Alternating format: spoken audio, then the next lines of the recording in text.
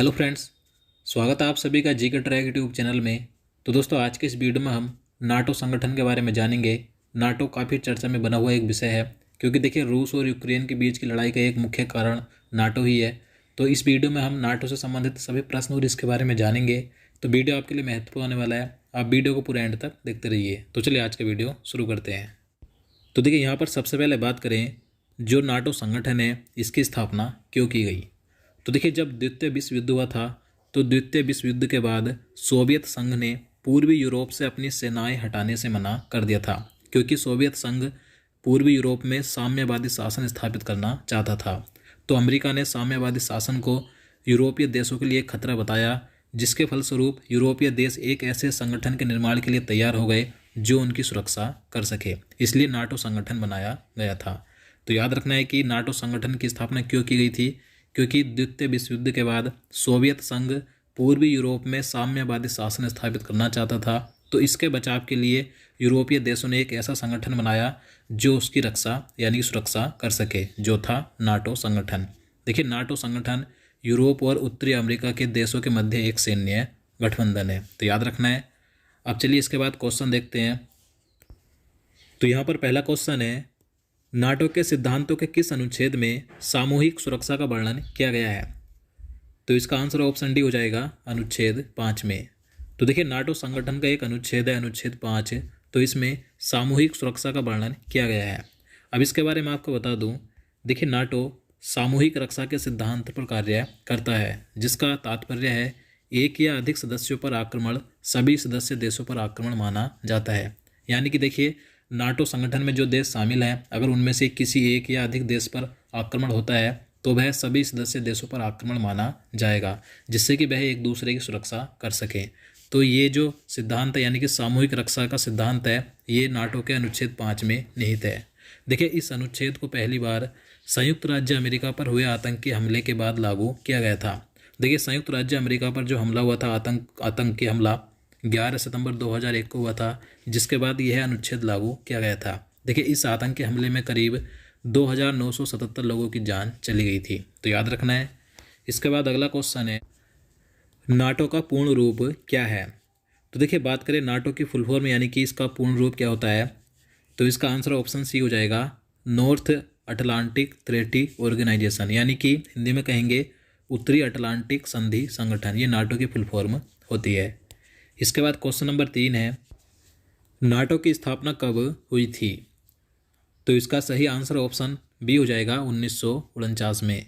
तो देखिए, नाटो संगठन की स्थापना 4 अप्रैल 1949 को अमेरिका के वाशिंगटन में हुई थी। तो याद रखना है कि नाटो की स्थापना 4 अप्रैल 1949 को की गई थी। इसके बाद अगला क्वेश्चन है, नाटो का मुख्यालय कहाँ स्थित है। तो देखिए, महत्वपूर्ण प्रश्न है। नाटो संगठन का मुख्यालय स्थित है बेल्जियम के ब्रुसेल्स में। तो इसका आंसर ऑप्शन ए हो जाएगा। इसके बाद अगला क्वेश्चन है, नाटो के वर्तमान में कितने सदस्य देश हैं। तो देखिए, मोस्ट इंपॉर्टेंट क्वेश्चन है ये। नाटो के वर्तमान में सदस्य देशों की संख्या कितनी है। तो इसका आंसर ऑप्शन डी हो जाएगा, 30। इस समय वर्तमान में नाटो में सदस्य देशों की संख्या 30 है। अब देखिए, ये जो सदस्य देश हैं 30, तो इनमें से 28 तो यूरोपीय देश हैं और 2 उत्तरी अमेरिकी देश हैं। 2 उत्तरी अमेरिकी देश कौन से हैं, अमेरिका और कनाडा। याद रखना है।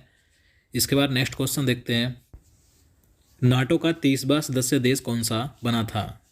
तो देखिए, नाटो में वर्तमान में सदस्य देशों की संख्या 30 है। तो इसका जो 30वां सदस्य देश बना था कौन सा था। तो इसका आंसर ऑप्शन ए हो जाएगा, मैसीडोनिया। मैसीडोनिया फरवरी 2019 में नाटो का 30वां सदस्य देश बना था। तो याद रखना है। इसके बाद क्वेश्चन नंबर 7 है, निम्न में से कौन नाटो के सदस्य देश नहीं है। तो देखिए, इस क्वेश्चन में बताना है कि इनमें से कौन सा देश है जो नाटो का सदस्य देश नहीं है। तो इसका आंसर क्या हो जाएगा, ऑप्शन डी हो जाएगा, उपरोक्त सभी। यानी कि ये जो तीनों देश हैं, इनमें से कोई भी देश नाटो में शामिल नहीं है। ना ही भारत नाटो में शामिल है, और यूक्रेन भी नाटो में शामिल नहीं है, और रूस भी नाटो में शामिल नहीं है। देखिए, जो यूक्रेन देश है, यूक्रेन नाटो में शामिल होना चाहता है और नाटो संगठन भी यूक्रेन को शामिल करना चाहता है, लेकिन रूस इसका विरोध कर रहा है, और इसी कारण से ये जो रूस और यूक्रेन के बीच लड़ाई छिड़ी हुई है। तो याद रखना है।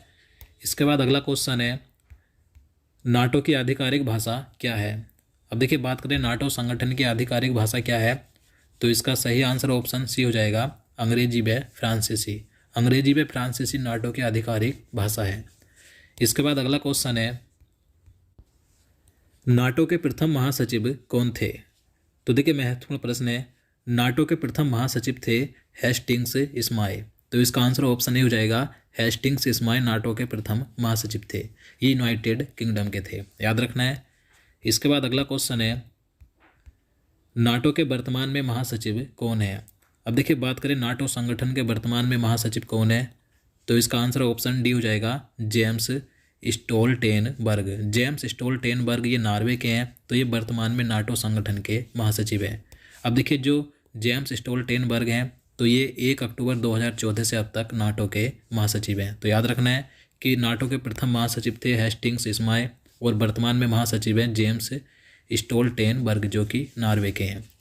इसके बाद अगला क्वेश्चन है, क्वेश्चन नंबर 11 है, नाटो गठबंधन में सबसे बड़ा सैन्य योगदान कौन करता है? तो देखिए नाटो संगठन एक सैन्य गठबंधन है, तो इसमें सबसे बड़ा सैन्य योगदान करता है अमेरिका। तो इसका आंसर ऑप्शन डी हो जाएगा। अब देखिए इसके अलावा मैं आपको बता दूं, नाटो के सदस्य देशों का कुल सैन्य खर्च विश्व के सैन्य खर्च का लगभग 70% से अधिक है, जिसमें अमेरिका अकेले अन्य यूरोपीय देशों की तुलना में सबसे अधिक खर्च करता है। तो याद रखना है। इसके बाद अगला क्वेश्चन है, नाटो के जवाब में सोवियत संघ के नेतृत्व में पूर्वी यूरोप के देशों के गठबंधन ने 1955 में कौन सी संधि की थी? तो इसका आंसर ऑप्शन बी हो जाएगा, वार्सा की संधि। तो देखिए नाटो को जवाब देने के लिए, यानी कि नाटो के जवाब में सोवियत संघ के नेतृत्व में पूर्वी यूरोप के देशों के एक संगठन ने 1955 में वार्सा की संधि की थी। अब देखिए ये जो वार्सा की संधि की थी, तो इसमें कौन कौन से देश शामिल हुए थे?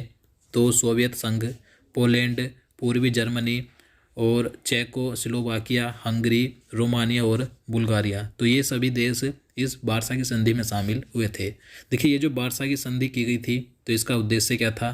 तो इसका प्रमुख उद्देश्य था नाटो में शामिल देशों का यूरोप में मुकाबला करना, यानी कि जो देश नाटो में शामिल हुए थे, नाटो संगठन बनाया गया था, तो उन देशों का यूरोप में मुकाबला करना इस वार्सा की संधि का प्रमुख उद्देश्य था। तो याद रखना है। इसके बाद नेक्स्ट क्वेश्चन है, वर्ष 2008 में किन 2 देशों को नाटो में शामिल करने के लिए न्योता दिया गया था? तो इसका आंसर ऑप्शन बी हो जाएगा, जॉर्जिया और यूक्रेन को। तो देखिए 2008 में जॉर्जिया और यूक्रेन देश को नाटो में शामिल करने के लिए न्योता दिया गया था, और ये दोनों देश अभी तक नाटो में शामिल नहीं हो पाए हैं, क्योंकि रूस इसका विरोध करता है। रूस के जो राष्ट्रपति हैं व्लादिमीर पुतिन, वे इनका विरोध करते हैं कि ये दोनों देश नाटो में शामिल नहीं हो। अब देखिए जिस तरीके से अब रूस यूक्रेन पर आक्रमण कर रहा है, यूक्रेन को नाटो में शामिल नहीं होने दे रहा, तो उसी प्रकार से 2008 में रूस ने जॉर्जिया पर भी आक्रमण किया था और जॉर्जिया को भी नाटो में शामिल नहीं होने दिया था। तो याद रखना है। तो दोस्तों आज के लिए इतना ही। अब चलिए आज का क्वेश्चन देख लेते हैं, जिसका आंसर आपको नीचे कमेंट बॉक्स में बताना है। तो यहाँ पर आज का प्रश्न है, राष्ट्रीय महिला दिवस यानी कि नेशनल वुमेन्स डे कब मनाया जाता है?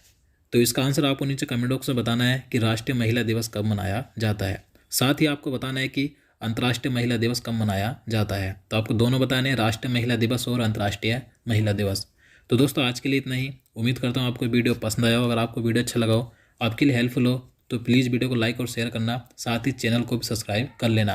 और दोस्तों अगर आप किसी भी टॉपिक पर वीडियो चाहते हैं तो आप नीचे कमेंट बॉक्स में बता सकते हैं। तो चलिए मिलते हैं नेक्स्ट वीडियो में। जय हिंद, जय भारत।